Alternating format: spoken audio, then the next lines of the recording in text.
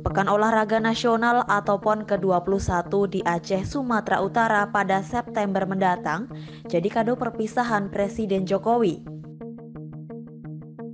Hal ini disampaikan Menko PMK Muhadjir Effendi saat meninjau arena PON di Kompleks Stadion Harapan Bangsa Banda Aceh, Rabu 27 Maret 2024. Menurut Muhadjir, pembukaan PON akan dihadiri langsung oleh Presiden.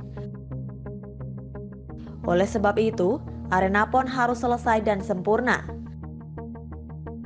Menko PMK pun meminta PUPR agar mempercepat pengerjaan pembangunan dan renovasi arena PON. Ini termasuk penambahan tenaga kerja jika diperlukan, agar pembangunan arena tersebut dapat segera dikebut.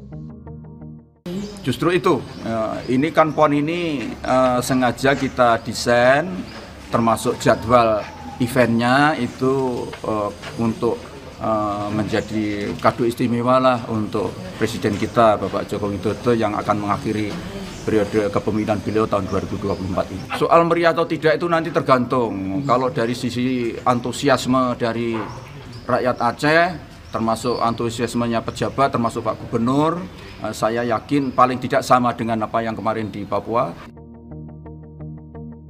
Menurut Muhadjir, waktu pengerjaan PON sisa kurang dari 4 bulan.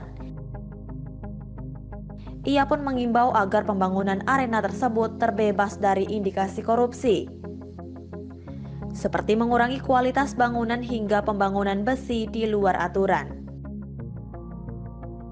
Pasalnya, arena tersebut tidak hanya digunakan untuk ajang tahunan PON, melainkan pembangunan dan renovasi harus mengusung konsep keberlanjutan. Hal ini bertujuan agar arena dapat digunakan untuk jangka waktu yang panjang.